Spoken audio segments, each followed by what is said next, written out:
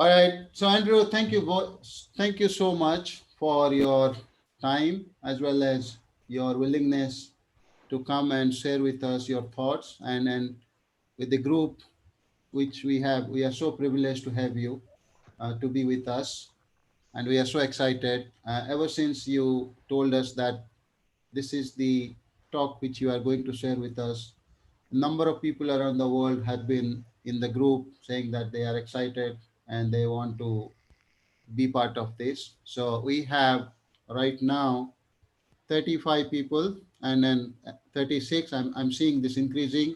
I'm hoping that it will go up to 50 or 100 out of 300 people in both the groups which we have. So once again, thank you. And without much delay, I hand it over you to Andrew. Hi. Okay. So thanks very much. I'm honored to be hosted like this. I'll start off by saying that we've got a really global audience here. So hello world. Um, yeah, excuse the cheesy reference there. Um, what I want to talk about a little bit today is programming fundamentals. So I'm going to start by a question to the group, and we'll take 3 different responses on this one. What is programming? Let me start with that question. What is programming? Who wants to give it a bash? Hey, hi, Krishnan here. Programming to me is problem solving. Okay. Any other answers? It's a set of instructions to uh, get the output. Okay. One more. Solving problems. Okay. So what if I tell you this, right? I am asked you a question there, and I did that phrased in a language that you can hopefully understand in order to elicit a response. That's what programming is. That's it at its most simple form. I want you to think in terms of programming in the following way. When we call programming and we refer to languages, we are referring to a method of communication. The difference is that we're not communicating with people, we're communicating with a computer. Now, when you communicate with a person, you say something to them in order to elicit an action or a response. When you program a computer, you program a computer in order to elicit an action or a response. And this is fundamental to how you look at what you're doing with a computer, because people love to get really complicated about programming, and they're like, I need to know about classes and I need to know about objects, etc. They forget one simple rule. A language is simply a means of communication. And when you start looking at the differences of languages, you can take this analogy even further. If you look at an interpreted language, something like Python or Ruby or any of the others versus a compiled language, when you communicate with a computer doesn't actually speak Python or Ruby or C or anything. It talks machine code. So your language is a language that you are giving, and you hand that either to a compiler or to an interpreter. They then take that and translate it to what the computer can understand, and the computer gives a response to that, and you get the output. With an interpreted language, imagine you're standing in a room and you're standing in front of someone that you need to communicate with, but, well, they don't understand you. The net result of that is that you speak through an interpreter. Now, in an interpreted language, imagine that interpreter is sitting right there and you're talking and you say something, there's a slight delay, and he translates you to the computer, and then you get the response, and that's translated back to you.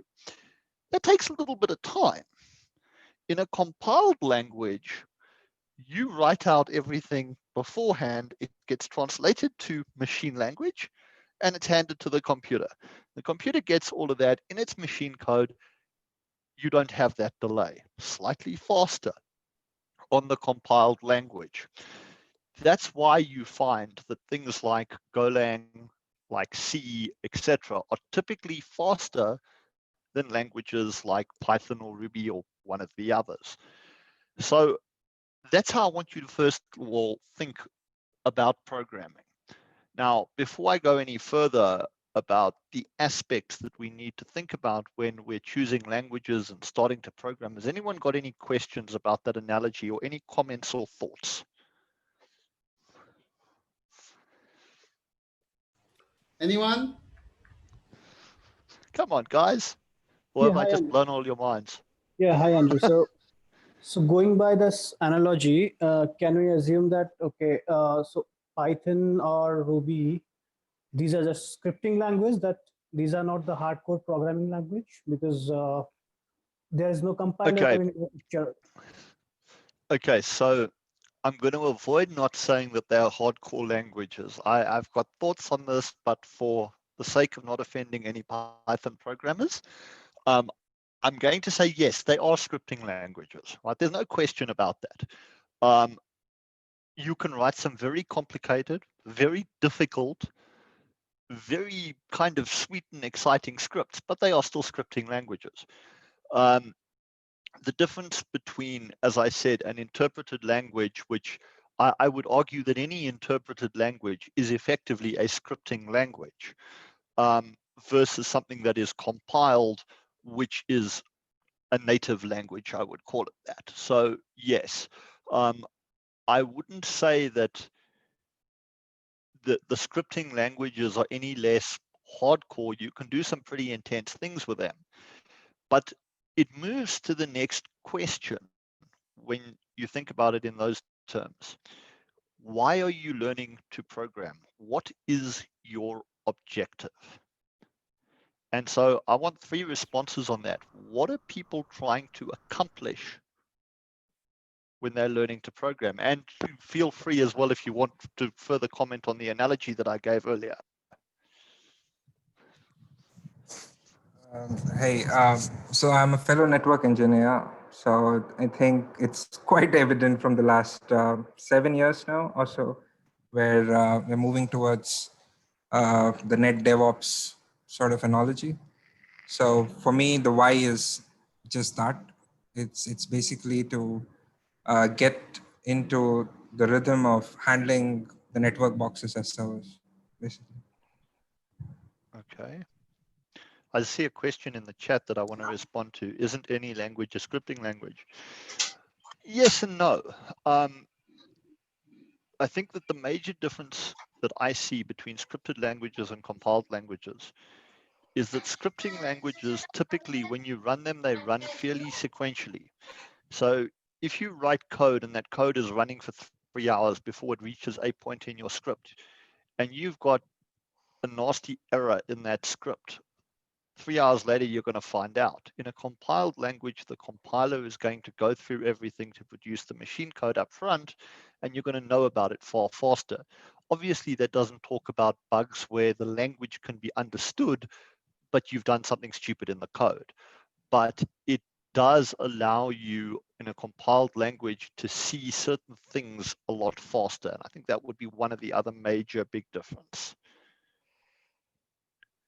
So I see a lot of people talking about automation. Any other responses as to why people want to learn to code? Yeah, this is Siju. I think one of my reasons I wanted to know more about programming or learning is more in context of IAC kind of deployment. So more and more cloud-based deployment. So less, click and deploy, and more coding, programming-based deployments. How infrastructure can be managed with code, things like that. Okay, so this goes to another point, right? A lot of people talking about automation. Now, automation, when you look at it, can be done sequentially or it can be done in parallel. That's one major consideration. That impacts a choice of language, because certain languages are far easier to make things run in parallel than others, right? Threading in certain languages is definitely easier and faster in certain languages than others. When we talk about automation, if you're going out there to write a couple of scripts which you're going to write and that's going to be the end of the programming journey, then that also impacts your choice of language, because if that's your goal, you can go and download a bunch of libraries, you can read something online, throw together a script, never worry about it again, and you're never actually becoming a programmer. See, this is such a key point, because a lot of people out there start off writing these simple scripts and then choose to call themselves programmers.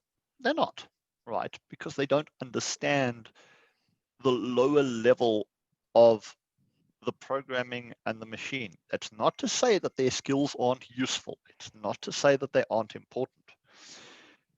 But people need to realize in learning to program that this is a journey and it will last a long, long time. In fact, it'll last a lifetime. I wrote my first code when I was 12 years old, right? That was 29, almost 30 years ago. Every day I learn a little bit more. I learn something new. I've learned that languages come and go. You know, if I look over the years, when I first started, I learned Pascal, I learned assembler. I can still do some assembler, but I think I've forgotten most of it. Then I learned C. I wrote in PHP. I wrote in Python. I've done some JavaScript. I do Golang. Languages come and go. And the trick here is that when you learn to program, if you learn the fundamentals, which I'm going to talk a lot more about in a few minutes, you should be able to relatively easily move between languages dependent on your needs, and different languages serve different purposes. But the trick to that is knowing the languages at a fairly low level. It's similar to networking, right? If I go, by the way, no, I avoided Paul. There's a reason that Paul is practically dead. Sorry. I'm just responding to the comment in the chat. But yes, Paul did contribute some interesting things to the programming world. Regexes, shoot me now.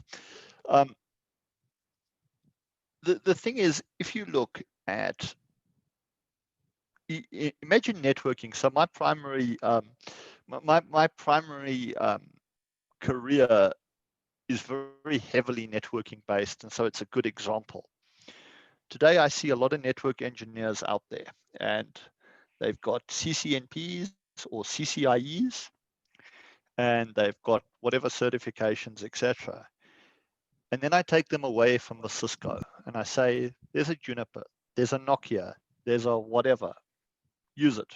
They don't have a clue. Why? Because they haven't learned how to be network engineers, they've learned how to be vendor engineers. And what I want to say to you in your programming journey is, do not become a Python programmer. Do not become a Golang programmer. Do not become a Java programmer. Become a programmer. Understand the fundamentals of coding. And that is absolutely critical. And to do that, you need to view your languages just like learning any other language. If I'm going out to learn Chinese or French or Spanish or whatever, it takes time, it takes practice, it takes research. You cannot become a programmer in 3 days, right? I don't care what anyone asks me to teach them, it's not possible. You can learn enough to say hello, bonjour, you know, goeiedag, whatever, in whatever languages, but you can't become a programmer. So this is a journey that you will have to undertake, and I really want that understood, right? Now moving on to programming itself, what are the fundamental aspects that you will see in almost every language? Let's get 3 answers to that. What are kind of 3 parts that you will see?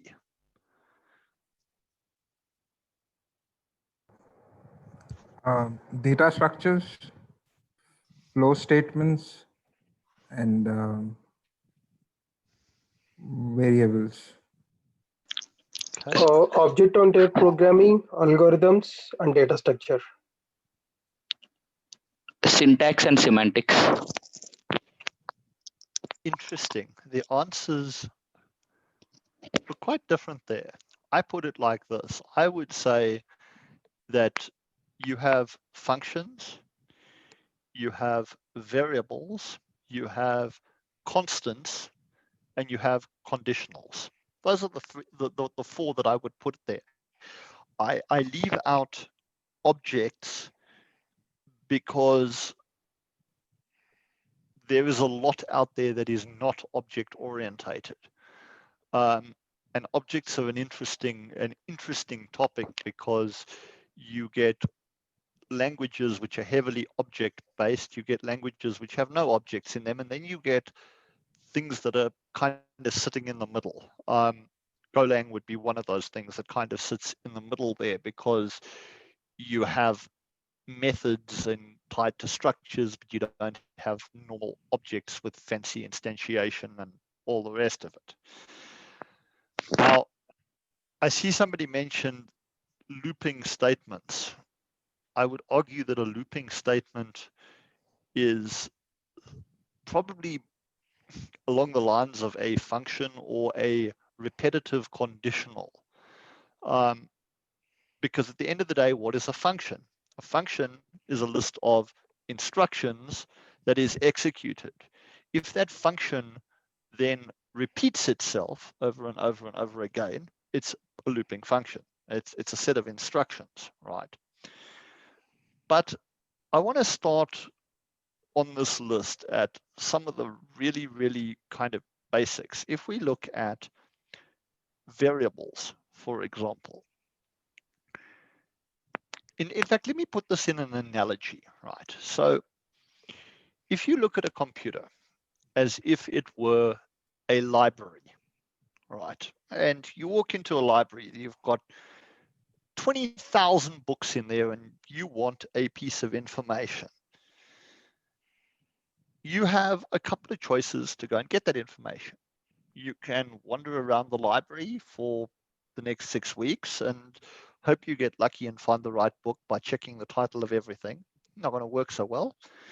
You can go to a librarian and say, hi, where's this book?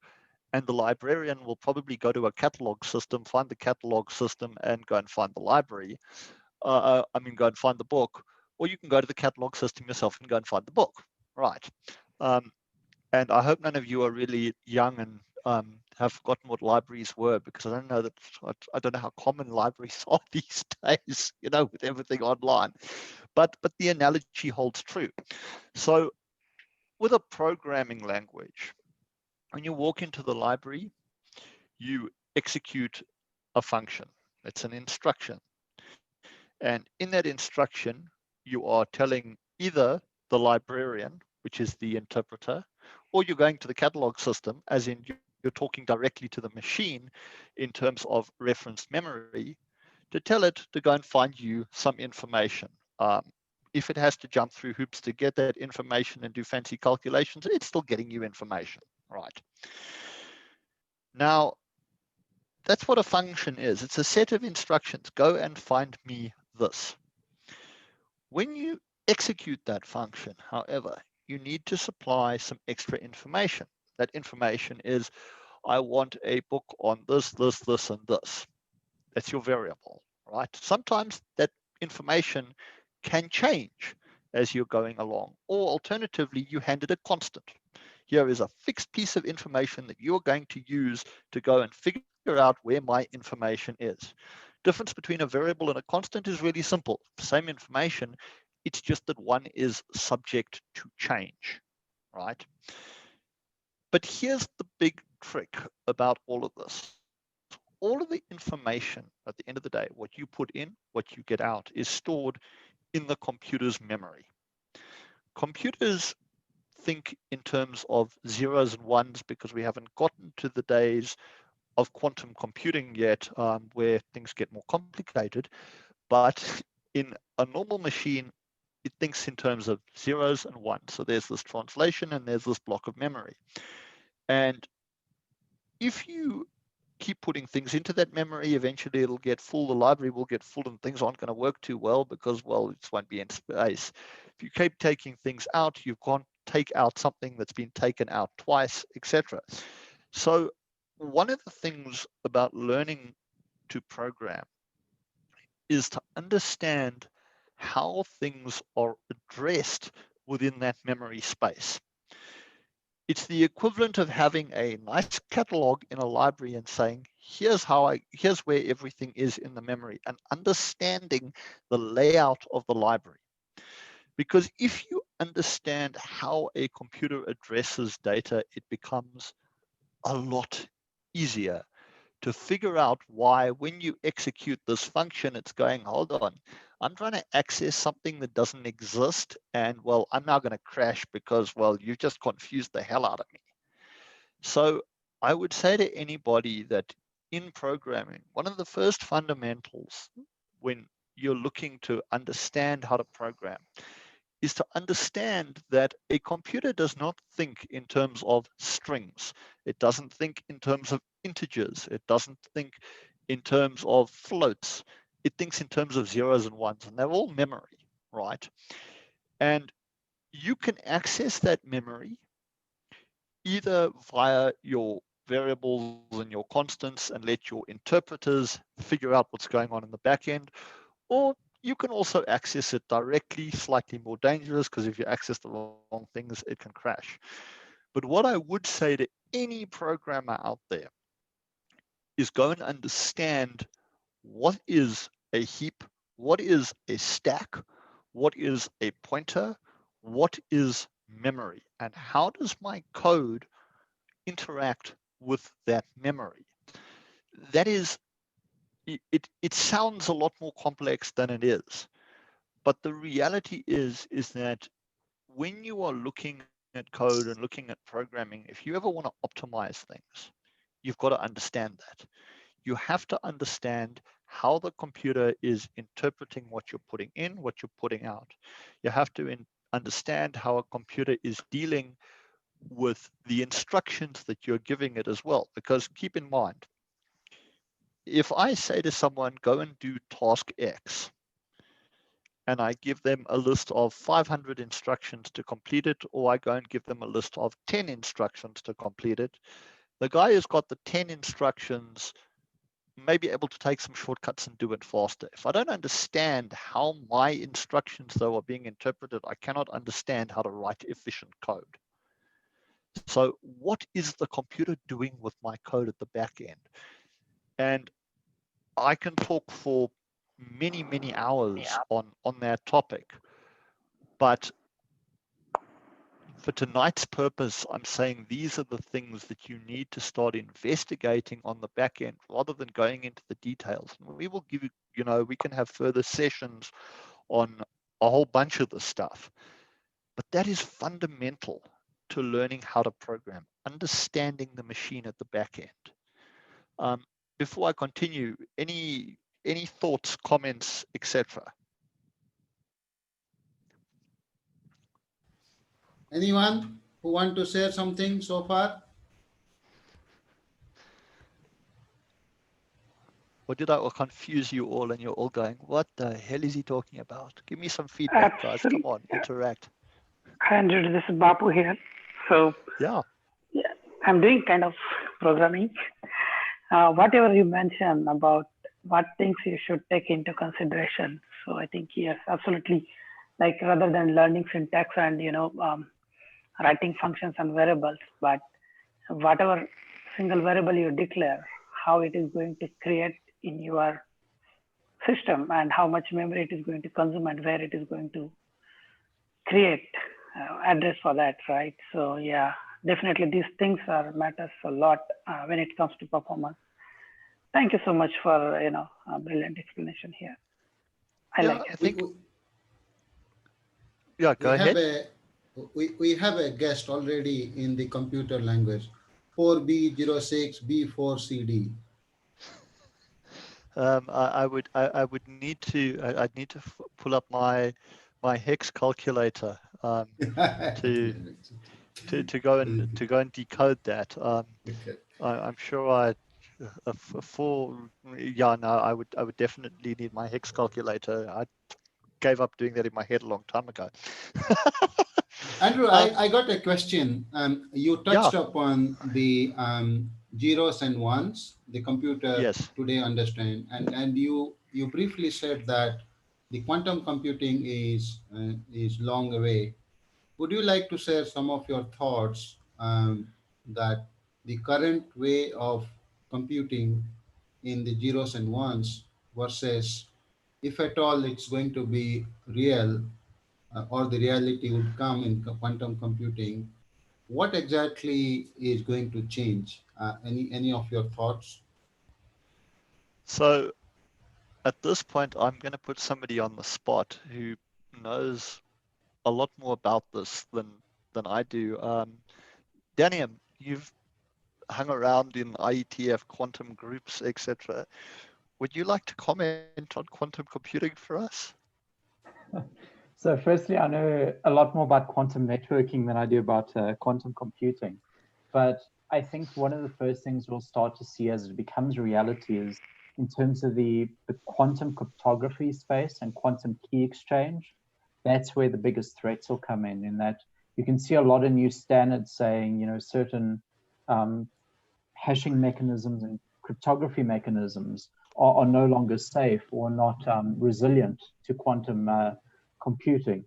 One of the problems will be that quantum cryptography, for example, relies on very large prime numbers and modular arithmetic, right? So if you think of something like, I don't know, 2 mod 2 equals 0, well, try reverse engineer that in the opposite direction. So if we say x mod a very large number equals something, determining what each of those numbers are.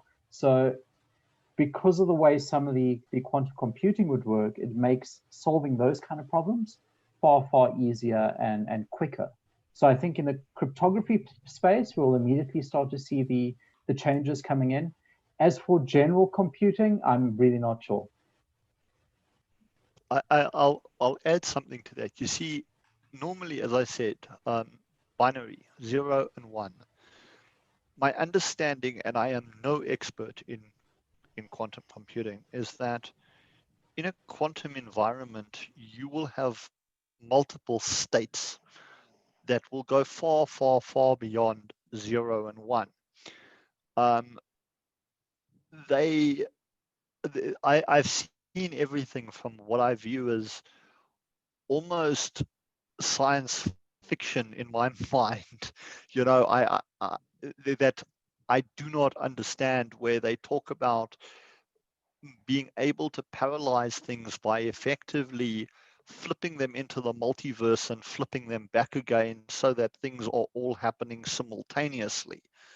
The implications of being able to do simultaneous parallelization with absolutely zero time lag because it's being flipped out and flipped back at the same point in time, that's just too mind-boggling to even contemplate.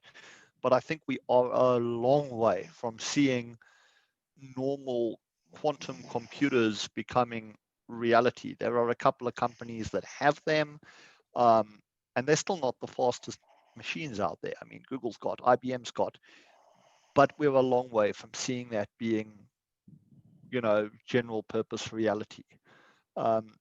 I'd love to see it in my lifetime because I love learning about new things, but at this point, I think it's quite a way away. Hope that answers that question. Yep. Thanks, Daniel, and thank you, Andrew.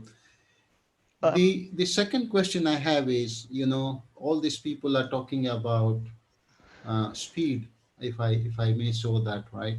Everybody's talking about speed, and somewhere they try to associate the underlying a piece of programming languages, right from assembly to C to C++, and as you mentioned, a couple of other programming languages came, and you rightly said that languages would come and go. That's the life cycle of a language. Um, so my question is, whenever all this thing is coming up, how is the computer processor is one of the influential factor or one of the key component to decide typically what would be a typical life cycle of a computer programming language. So for an example, if you see there are tons of programming languages are there, and anybody can write a compiler and say that, yeah, this is my programming languages. So in that sense, what would be your thoughts to decide the fate of a Okay. programming language to stay? Okay, so I'm going to answer this in a kind of roundabout way because it leads on to my next topic. I'll also respond to the question that just appeared in chat, but I'm going to do that a little bit later because it talks to a number of points I'm going to make. So let's talk Sure. about languages for a second, and about optimization, right? And what is optimization? Because it goes to speed, it goes to memory, it goes to a number of things. Firstly, let me say this, that when you optimize code, you are not just optimizing for CPU usage, you're not just optimizing for memory. You can be optimizing for cost. You can be optimizing for readability. You can be optimizing for maintainability. And that, I think, also plays into a lot of how long languages last and for what purpose they can be used. Let me give you an example. So Daniel and I write a lot of very low-level network code at the moment. And you'll have seen I've posted some examples of some of it in the chat, and I've posted some of those examples even in programming groups. And a lot of people struggle to understand that. That code is optimized for speed and very often for memory utilization. It is not optimized for readability or maintainability or even maintenance cost. Because everything that you do when you program is a trade-off. You are trading CPU for memory, for readability, for maintainability. And those choices are things that you have to make when you look at any programming project that you're going into. What am I writing for? What am I optimizing for? If I'm writing a script to simply log onto a router and automate a task, and it's going to be doing one very simple function, I don't need to optimize that. What I do need to make sure is that here is a script that a lot of operational guys are going to be running. If I leave the company, there are going to be a lot of people who are going to be relying on that script. And if something changes on the back end that requires a minor change to the script must be readable, it must be maintainable, and no big deal if, well, I get hit by a bus because somebody else can fix the code, right? On the other hand, if you're writing something like a network daemon, like a BGP daemon, or an OSPF daemon, or an ISIS daemon, or something, typically speaking, the guys who are using that are never going to look at the code. I promise you now, they're never going to look at the code. But the code is going to have to be able to perform on the machines that they're running so as not to slow down the interaction with the network. So the optimizations become very different. A good example of this, I was talking to a friend of mine who's fairly senior in Amazon. And I showed him some of the code that we'd been writing, and he says it's interesting. They have a department in Amazon that deals in low-level performance code for embedded devices, network devices, etc. I cannot find out exactly what that department does because it's so wrapped in non-disclosure agreements, it's not even funny. But they're the only department that's actually allowed to optimize code for speed and memory. Because the philosophy that Amazon adopts to their code is, we have 20 million servers, we have endless CPUs, we have endless memory. It costs us nothing effectively to throw a terabyte of RAM at something and to throw 1,000 CPUs at it. What does cost us is if that code isn't very, very readable and very maintainable. So that has a completely different philosophy in how you approach things. That can impact the life of a language. I would argue that one of the reasons that you don't see much Perl out there today is because, has anybody ever tried to actually read Perl code as a novice? It's complicated. It's not easy to maintain Perl code. I'm sorry, it just isn't, right? I know there are people who will fight me on that. But that comes down to a lot of about how you write code, the languages you choose for the projects that you're doing, languages that survive long term. Do so because they fit a particular need. And those needs are different from person to person, from project to project, etc. At the end of the day, at the moment, I would say that there are 3 languages which really have stood kind of the test of time. Actually 4, and one of them will shock you. That being assembler, which is, you know, as low level as you go. C, still the basis of everything. And not C++, C. At the end of the day, if you look at Python, if you look at Golang, if you look at any of them, they've all got interactions to C, CGO, Python, etc. So you've got assembler, you've got C, you've got JavaScript. Not Java, JavaScript, because JavaScript managed to make itself the language of the front end of the internet. It remains to be seen if JavaScript remains the language of the front end of the internet in the long term, because you've got stuff like WebAssembly, etc. But that's pretty much stood the test of time. The 4th language, shockingly, is still COBOL. COBOL's probably dying out, but those who can do COBOL, man, they get rich every time they're called on, because they're all about 80 years in the shade. They get called on to solve something that no one remembers how to operate anymore, get paid a fortune and go home again. But those languages serve a purpose. Python is another language that serves a purpose, because Python is a very abstracted, fairly easy to learn language that, if you look at one of the major uses for a language like Python is in the artificial intelligence field, etc. So why is Python so popular in that field? Because it ain't the programmers who are writing most of the AI stuff. It's mathematicians. It's people who are doing algorithms, etc. And they're not typical programmers. So you give them a language that's really, really, really easy to read and understand, etc., and they can go and do that stuff. Does it make it the most CPU efficient to do it? Hell no, right? It's fitted a need.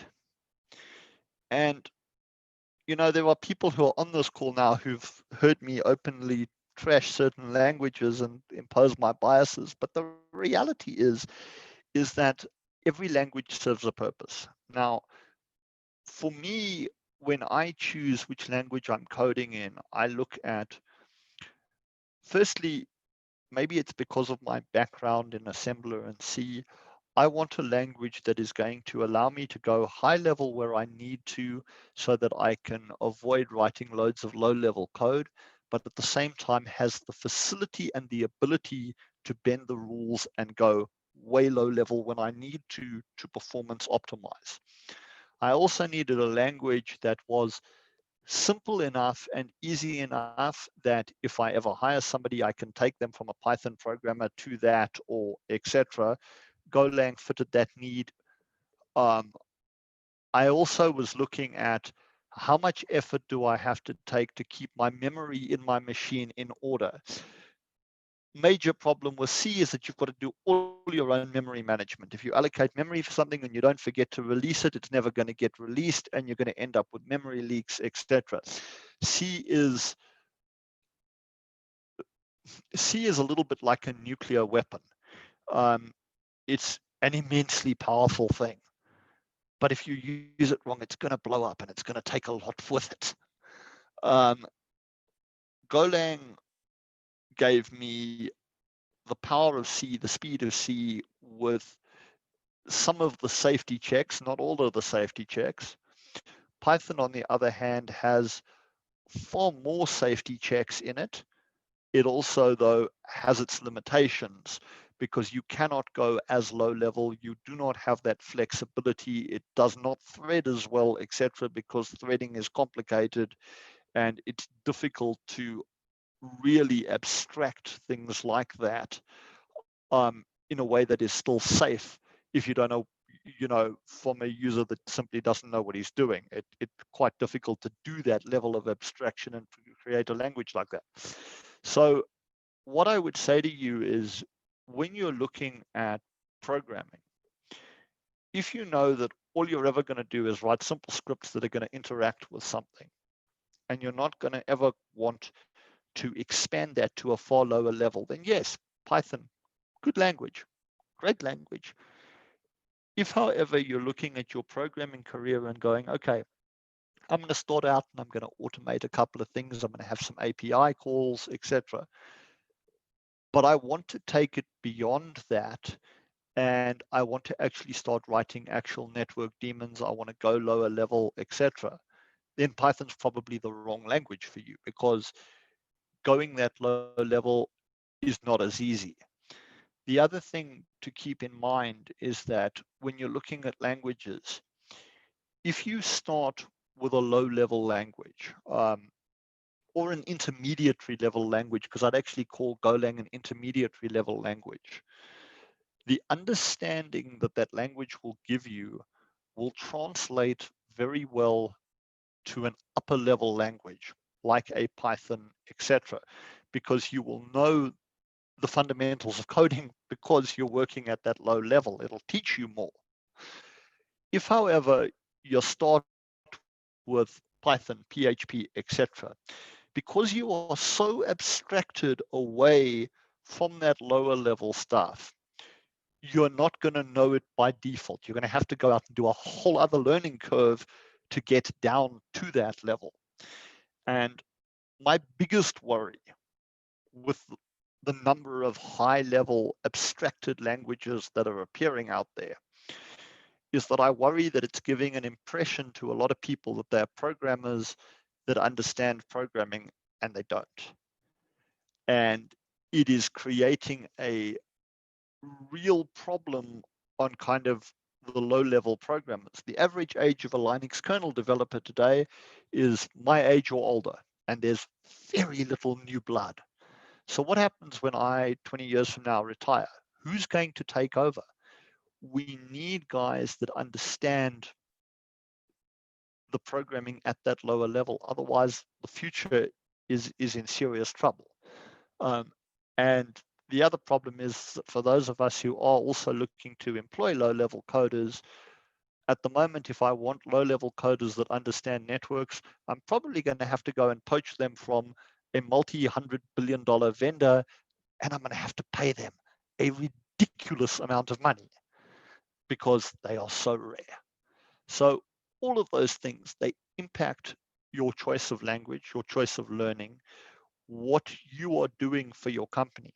One other point that I'll make about coding and choice of language and how you write your code. Like any situation in the workplace, there are people who will argue that when all the knowledge is in your head, you are irreplaceable and you have job security. I'm going to give you a completely different perspective on this. When all the language is in your head and nobody can maintain your code because it's written without comments, when it's written in a way that is not easy to understand for somebody else to take over. Yes, you have job security, but you know what? You're also never getting promoted because they can't afford to promote you. You will tie yourself into their job. So when you're writing code, one of the things that, and Daniel will tell you that he reads a lot of my code, and there are routines in my code, which he still refers to as the black box routines. Kind of, it's there, don't even ask. But a lot of my more recent code, I've made a real effort to try and make it as clean and readable as possible while going low level. And I think that's really, really important.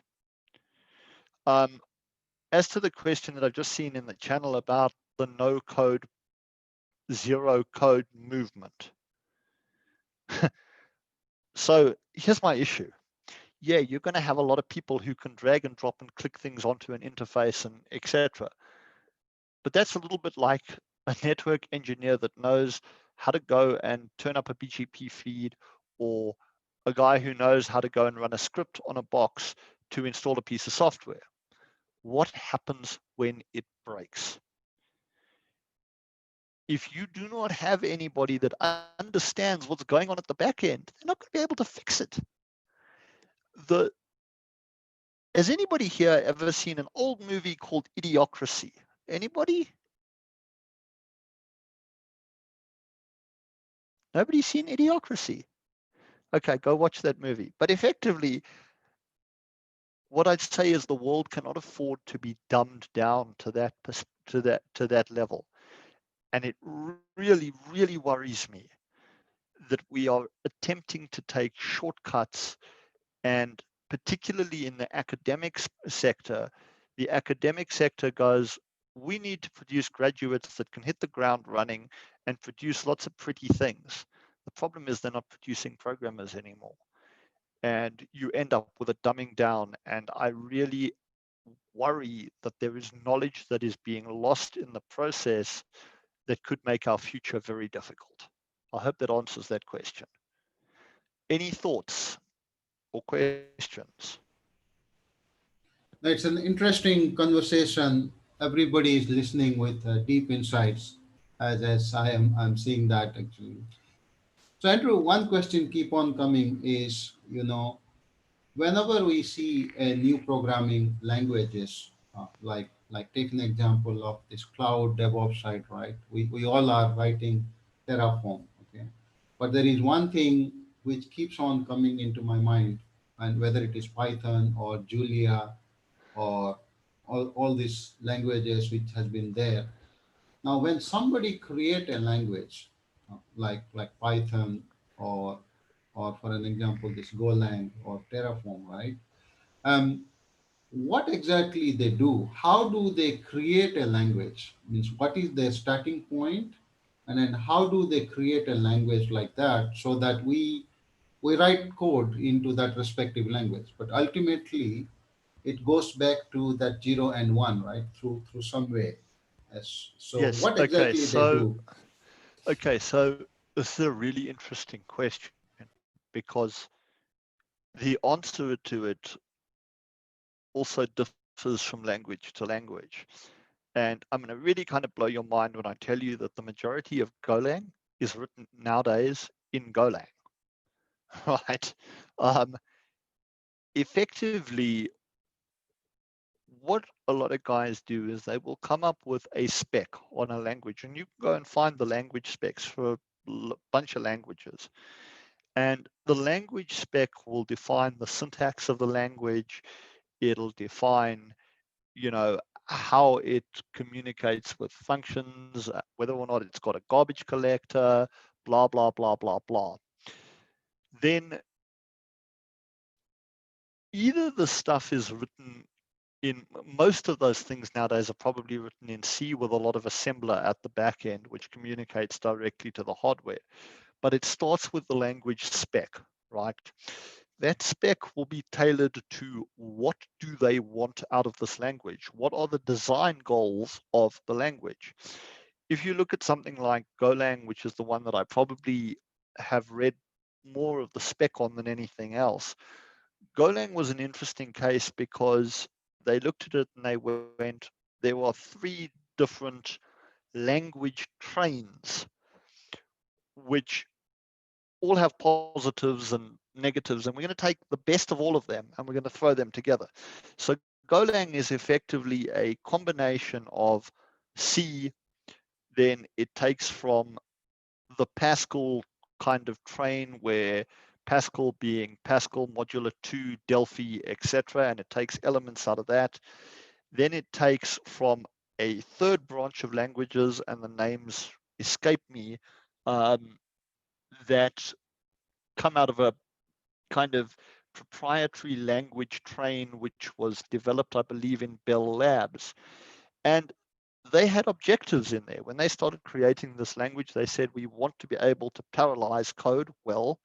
We want to avoid the problems of memory management. We want to be able to go fairly low level. And they designed the language to meet those objectives. If you look at something like Python, we want something easy to code in that's quick and easy, that. So how they write those specs all depends on what are the objectives. If you look at Java, they set out to create something that could run on 5 billion devices. I'm not convinced that they thought about how fast it would run on 5 billion devices or how much system resource it would take, because Java is a pretty heavy language. But they wanted something very, very easy and portable. And so when these guys create languages, it all depends on what they're aiming to accomplish at the end of the day. I hope that answers the question.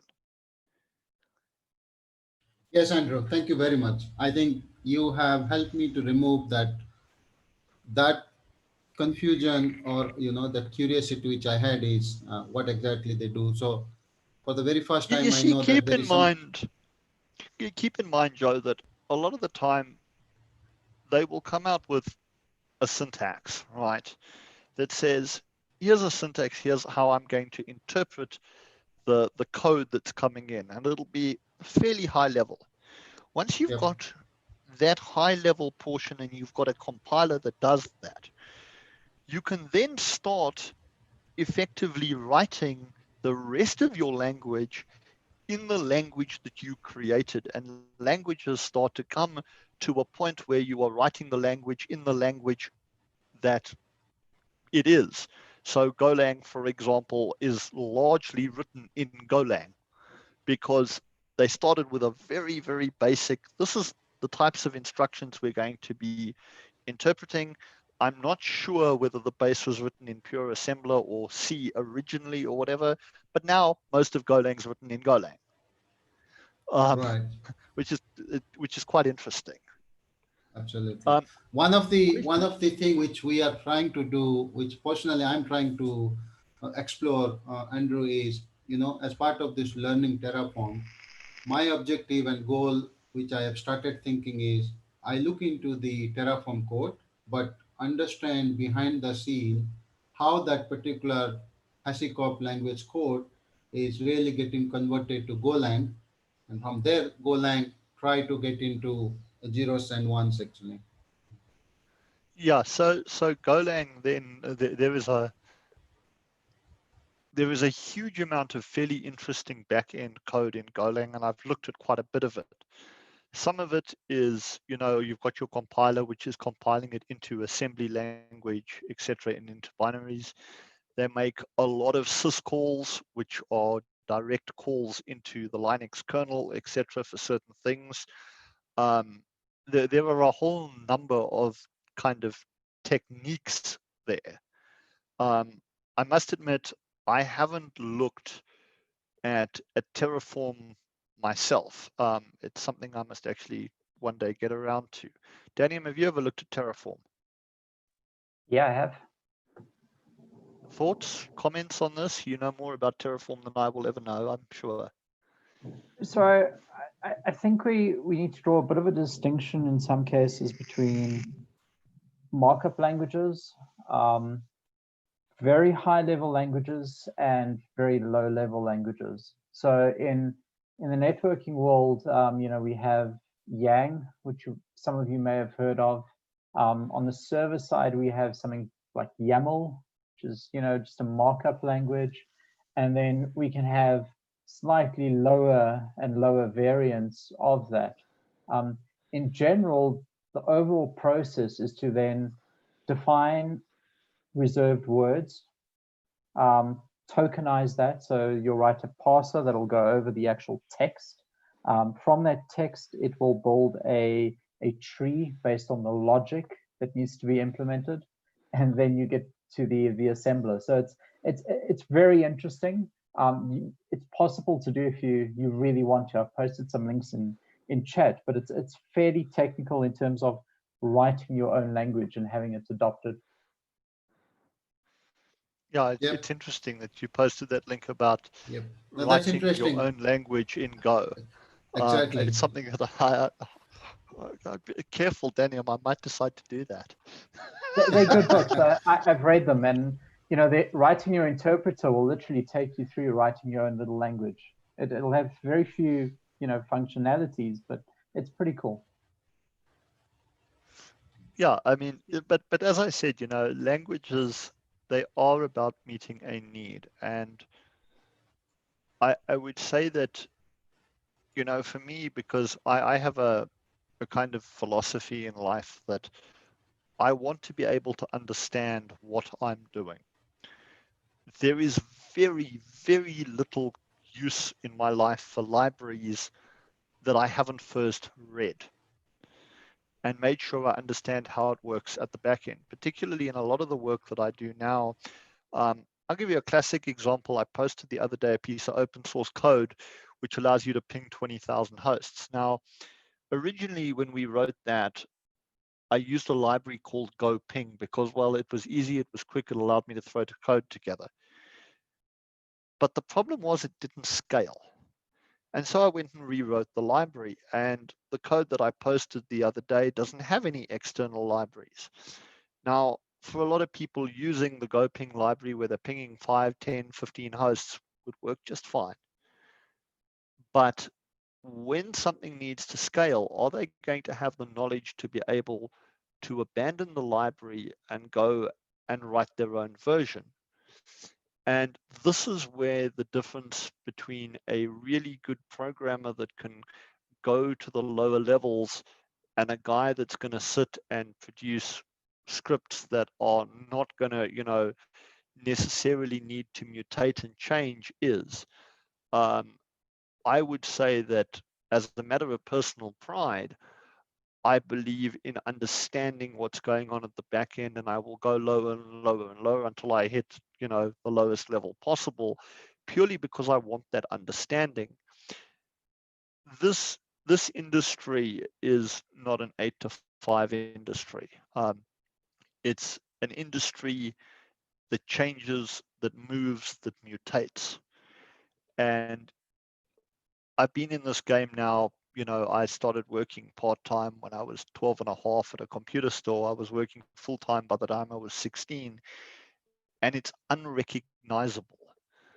The thing that keeps me ahead and keeps me at the top of the game is the fact that while the top end of the industry and the languages and the network devices and the protocols have changed, it's the fundamentals, the basic understandings, which back in those days when I started, you kind of had to know because there wasn't the level of abstraction there is today, that have been allowed me to move with the industry, because the basics, how a computer addresses things, the memory, the fact that a network packet on a network is forwarded in a kind of almost linear manner, those fundamentals will hold you through your career as the industry mutates around you.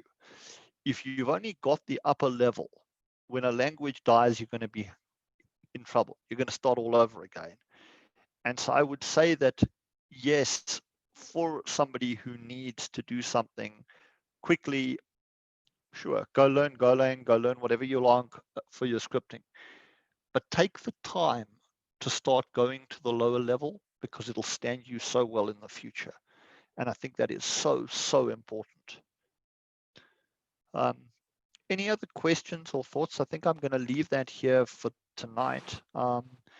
And we'll certainly do follow-up sessions. And obviously, there are a lot of people who want to start learning Golang, so I'll start teaching that as well.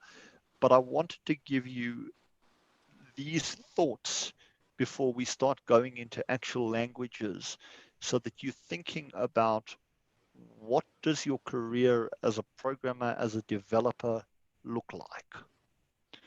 As for a suggestion for security engineers, just to answer that question quickly.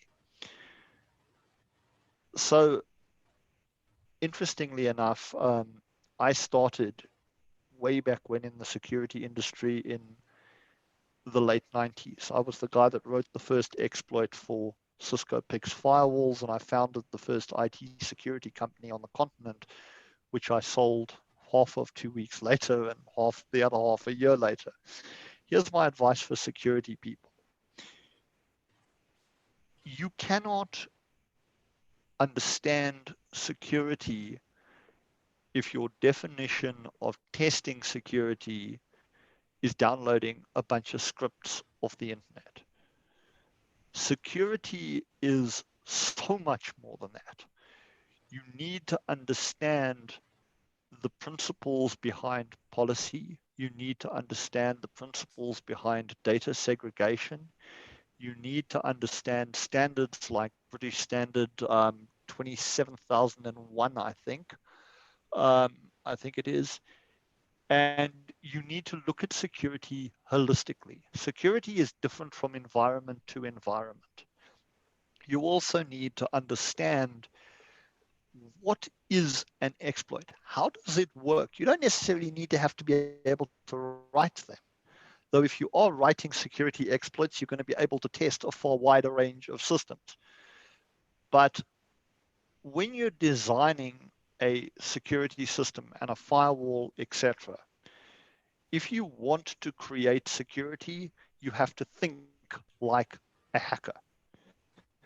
And you are not a hacker unless you know how to craft an exploit. A hacker is not a guy who guesses passwords. A hacker is not a guy who goes onto some website and downloads some scripts. Because here's the thing, security exploits, by the time they become public, have already been used to compromise all your systems and screw up your life, right? Hackers don't release their code immediately. They first use it. So you need to understand it from that perspective as well. But you need to be able to look and go, how is somebody going to attack me? And most of the time, they're not even going to be coming through your firewalls. They're not going to be coming through the internet. They're going to be coming in the front door, or they're already going to be working for you and be in your building. So your security goes beyond just the bits and the bytes. It goes to holistic policy. It goes to data segregation. It goes to risk management. In some ways, it goes to, when it comes to qualitative versus quantitative security, it goes to almost a level. There's a lot there. I think that if you want to do a whole other session on philosophies around security, we can do that, but do not look at security lightly. It's a complex game, and there's a lot involved. Then on some of the other questions that I'm just seeing, computer programming and mathematics go hand in hand. That is a very, very interesting question. And there are many people who will tell you that you need to be a mathematical genius to do coding. I didn't finish high school, right? I've been in this industry far too long to have finished high school. And my math, in many areas, quite frankly, sucks. However,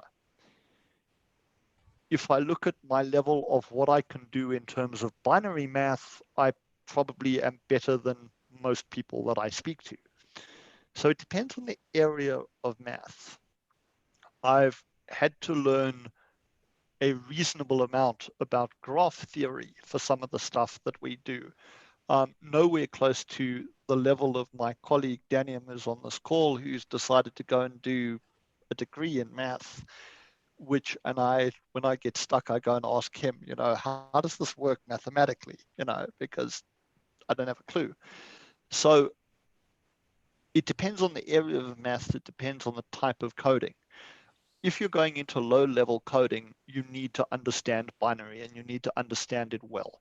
You need to understand what a shift right is, a shift left. You need to understand what an exclusive OR is, what an OR is, what a, et cetera, et cetera, et cetera. The binary code and binary math is important. If you're going into some of the other coding languages, and coding areas, I would say, Daniel, would you agree with me when I say that graph theory is fundamental to a lot of things that we do? Yes, definitely. In terms of what we do, yes. Yes, so the graph theory stuff is quite important if you're going into the network sphere. So general math, I would say it entirely depends on what you're doing. I wouldn't say that it's a prerequisite for all coding. I would say that where you do need math, it's specific areas of math. I hope that answers that question. With regards to the low-level support on multiple platforms, again, depends on the language. Golang, I've written, you'll notice on the ping code on the GitHub URL I posted, there is a Linux binary and there's a Windows binary, and I can quite happily produce a Mac binary for that. Golang supports compiling across all of those platforms. Interpreted languages like Python, it just depends entirely on who compiled the interpreter on what platform. I would say that any language can be cross-platform if somebody's either created a compiler for that platform or alternatively created an interpreter for that platform. Languages and whether or not they are multi-platform, simply the question is there a compiler or an interpreter for the platforms that you're using? That's the only question, because a language is just a series of instructions that have to either be compiled or interpreted. And that can happen on any platform if somebody created the compiler or interpreter. So with regards to low-level language support for multi-platform, C, Golang, both of those support multiple platforms. Java is an interesting case because I don't consider Java a low-level language, but that's got runtime environments on, well, anything that you can name. So yes, there is plenty of low-level multi-platform support. Same with C. I mean, you can find a C compiler on most anything. So yeah, Daniel, there was a question in there for you about network coding.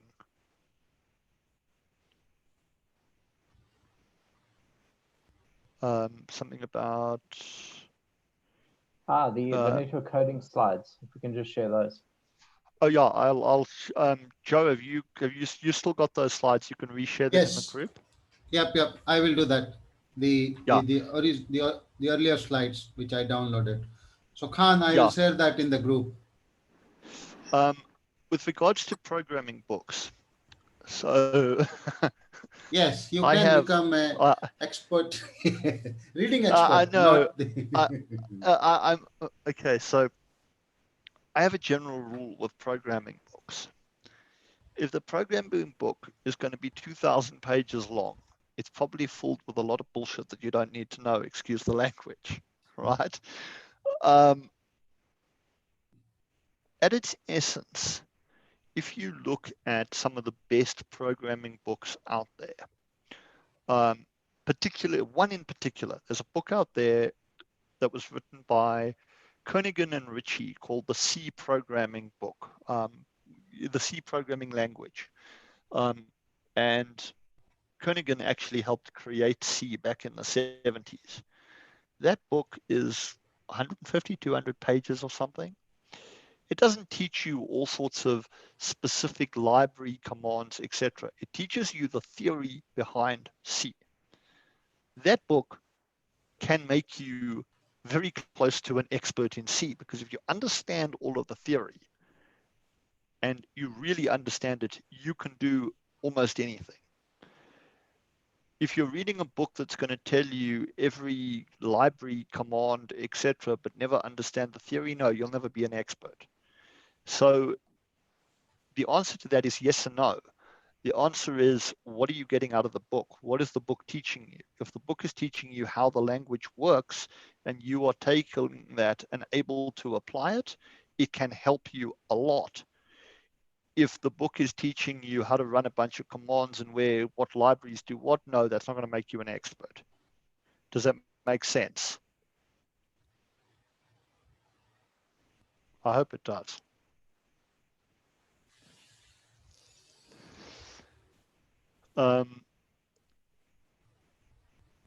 So with regards to languages continually evolving like C,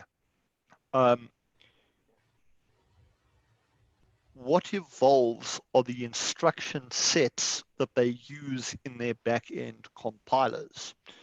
So if I look at something like some of the code that we've written where I've dropped back to C, I've got code that actually requires, for example, an Intel-specific compiler to compile that C code, because it starts to use what are called intrinsics, which are really, really, really low-level instruction sets that are specific to certain CPU types. You will see that with a compiler like GCC or CC or CLang, etc., there are optimization flags you can turn on and off that relate to which assembly language instructions they are calling on the back end. So those back end compilers do evolve. Unless you're writing at an intrinsic layer or at an assembly layer, that's probably going to be fairly abstracted away from you. But it's always useful to know as well, because if you ever need extreme performance and you aren't too worried about tying yourself to specific CPUs, then yeah, you can get certain optimizations by implementing certain code which is machine language specific, where you start doing things like executing AVX 512 instructions. If I look at code that we write, some of the code we write is in a language called P4. And when you write in P4, it converts that to micro C, which is then converted to machine language. And if you look at that micro C, it is full of really low-level intrinsic instructions that are extremely tailored to the hardware on which we run that code. It will not run on a normal CPU, because it's designed for a network data plane and an ASIC, well, in this case, a network flow processor. So yes, those languages evolve at the back end, but not really in a way that you will ever see unless you're going all the way down to assembly language. Thanks, Andrew. That answers that. With regards to differences between platform independent language and platform dependent languages from a low-level perspective, the only difference there is what instruction sets it can compile to, really. If you look at, so look at something like a Intel Xeon processor. There's an instruction set in a Xeon processor called SSSE3, I think it is. That will not compile on an i7 processor if you're using that instruction set, because the instruction set doesn't exist in the processor. So that can make a difference as to whether or not the platform independent language has a compiler that can use those instruction sets or alternatives where they're not available, right? The other thing that, and I don't know I'm going to go into too much detail about this on the call because it's a subject for probably a more in-depth discussion, is that you also have systems that work in different byte orders, and there are different ways of handling that, big endian systems versus little endian systems. And sometimes I've seen languages which actually lean themselves towards one or the other. For the record, most processes you'll encounter today are little endian. Networks work in big endian. You have to do byte swapping, etc. But the bottom line is, at the end of the day, the only difference on an independent versus a platform dependent language is about the instruction sets that they can compile or interpret to. Prasad, with regards to understanding algorithms, that's entirely dependent on what you're doing. If you are doing things like, so I've been writing a lot of really, really fast lookup code to effectively index and look up packets as they flow through networks. Without my binary trees on that, I'd be kind of screwed because I can't find anything really fast enough that doesn't work with either binary trees or Patricia trees or radix trees. In that case, it's rather important. When you start looking at path mapping on a network, an understanding of the difference between a breadth-first algorithm versus a depth-first algorithm is useful. I'm not sure that I fully understand that, though I've written both in code, and it was nightmarish because of the lack of knowledge. The question comes down to simply, what are you doing? If you're writing a simple script to log into something and execute something, no, you're not going to need an algorithm. If you're going to go and write low-level network code that's going to be needing to do complex lookups, etc., you're going to need some algorithms. It just depends. That answer that question?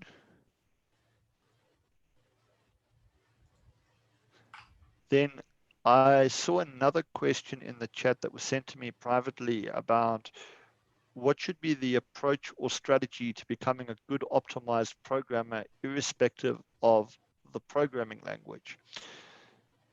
So the answer to that is, you need to understand what you're optimizing for, right? That's the first step.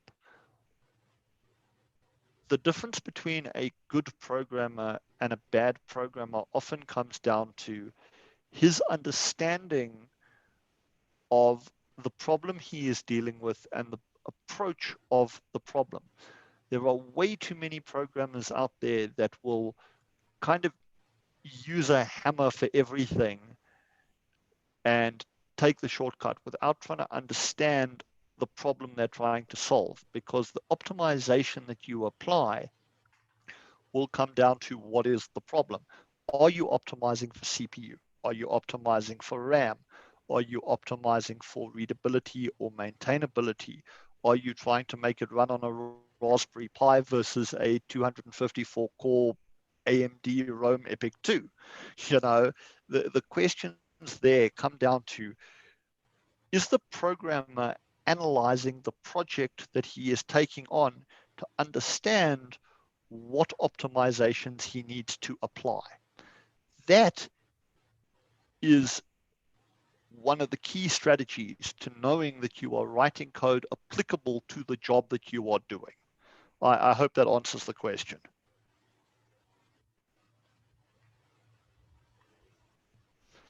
Any other questions before we call it a night? I hope you guys have all enjoyed this, and I hope I've given you good information. You know, I'm always available on WhatsApp. If I do take a while to answer, it's either I'm asleep, which I don't do much of, or I'm buried in code. But I really hope that I've given you guys some kind of insights and thoughts that you can take away. And like I said, you know, it's a long journey when you start going into the coding world. It's a journey that I think it can be very, very rewarding. It can be frustrating at times because, you know, when you're sitting at 3 o'clock in the morning and you've got a bug and you can't figure out where the problem is, it can drive you nuts.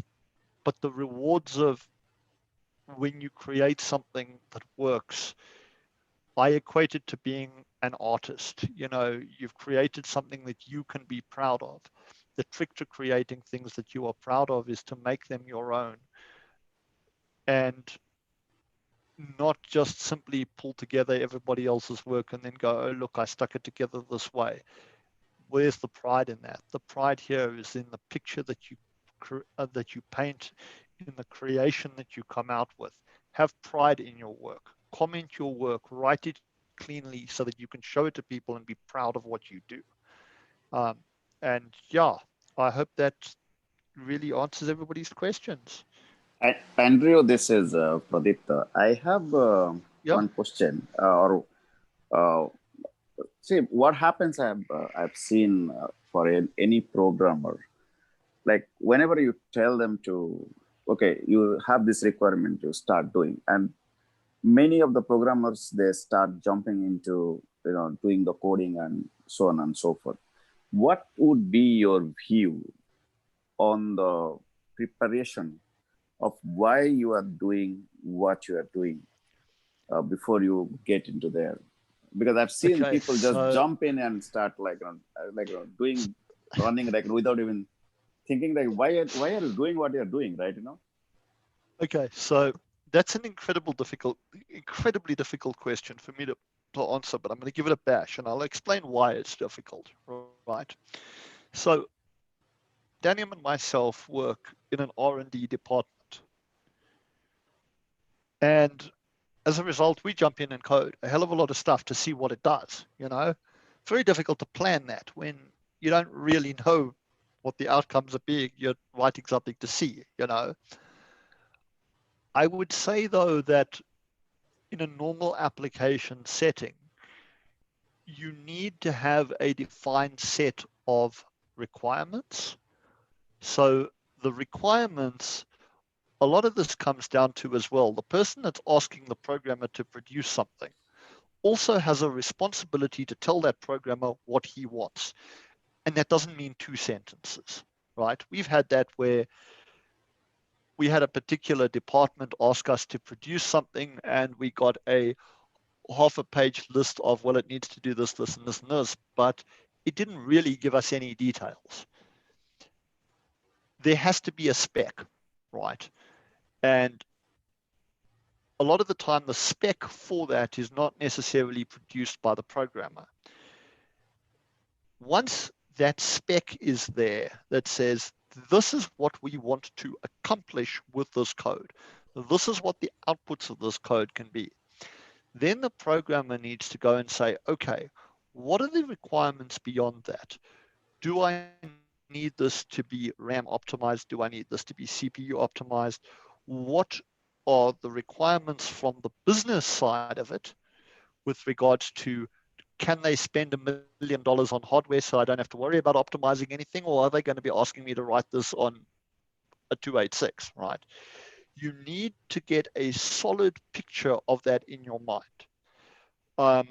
The other thing is that when you go into really heavily multi-threaded code in particular, it's a really good idea, and I've done this in a couple of places in whiteboards, where I've actually drawn out how my kind of inter-thread communication is going to work beforehand, because Daniel will tell you that when you start running like 50, 60, 70 threads and they're all communicating with each other, that can turn into a nightmare fairly quickly.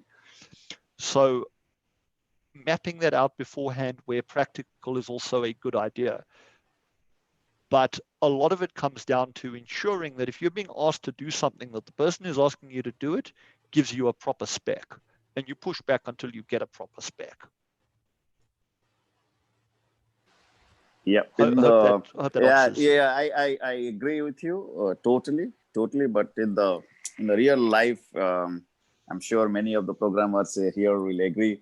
When you push back saying that, okay, you give us a clear specs, I've seen with my team struggling. If you can't get the proper spec, then here's what you do. You go write a spec and you hand them the spec and go, before I write any code, sign off on this. Exactly. Yeah, absolutely. Make them put their signature on it. but somebody has to create the spec. That's where the missing thread where people just jump into the coding without making that specs, as you mentioned, right? I will say that in an R&D environment, that's a very different answer, you know. Yeah, absolutely agree. Because in an R&D department, well, you don't really know what you're doing when you start because you're, well, doing R&D. So you don't really have a spec, and there you kind of follow your gut and see what happens. I love R&D because, well, you get to follow your gut, you know. R&D, research and development, is the question that I was asked in the channel. R&D is basically where you spend your day with your head in the clouds, dreaming up fun things to do and then trying to do them and failing 9 times out of 10, getting very frustrated and celebrating on the days where you get it right and leaving that to carry you over until the next 6 months where you finally get something right.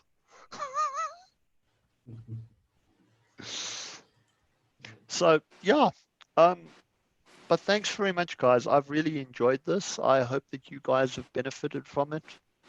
I hope that I've taught something. If you've got questions or anything, just feel free to ask. You know, I'm available on WhatsApp. If I ever take a while to answer, you know, I spend a vast amount of time in coding and in meetings, etc. But I will try my best to respond as soon as I can to anything. Just please do not come and send me a message asking me to teach you programming in 3 days because you've got a job interview on Monday. And have never written any code in your life, because I will tell you to get lost at that point, because that is not practical, you know. So keep the questions practical. Yeah, that person is not there, not here actually. 3 days, and out of 3 days, right, 1 hour that person lost it actually. I was actually thinking that whether this person will be there in this our group or not. Now, how can a person can learn programming if in 3 days? That's ridiculous. Yeah, But that was Andrew, thank you so much for your time and giving so much of insights. And thank you, Daniel, also for sharing the inputs, the links. Personally, I'm going to buy those 2 books. I always had that, you know, the curiosity and the interest. How does it works? And then Andrew, we are now at the next step looking forward for the Golang series. I'm sure it's going to be unique. It's going to be so much of interesting. As you may have seen in the group, that we are the babies group is very unique in the entire world. I would say that. Oh yeah, but like I said, thanks guys, and let's continue to chat on WhatsApp. Absolutely. Thank you. Great stuff. And thanks, Daniel. And thank you all who, I hope you got a bunch of information with all of you waking up at 2 o'clock or 1 o'clock or midnight or afternoon or morning or whatever it is around the world. Yeah, and then Joe, if you could just let us know where I can download this recording, because there are a number of people who I know couldn't be with us tonight from my side that are looking for this recording. So as soon as you've got it, if you can just send me a link to where I can grab it. Yep, absolutely. I will send you that. I have started. I've recorded. It's going to store. Then tomorrow morning, once it will finish, I will send you that. I just got asked for my app number. When you refer to an app number, the WhatsApp number. Mohammed, are you in the babies group? Yes, yes, Andrew. Okay, so yeah, the easiest way is just grab me in there, and well, you'll see my number in there. So just look out for me, and you'll see me in there. I think some of them, the reason, Andrew, why I'm sticking to WhatsApp and not into Slack or anything else, because what I have seen is WhatsApp is like a breathing in our daily life, and due to the I prefer WhatsApp as well, because I'm a member of about 7 or 8 different Slack groups, and I almost never check them. Absolutely. And then I'm trying hard to check if Facebook is going to allow us to increase the limit.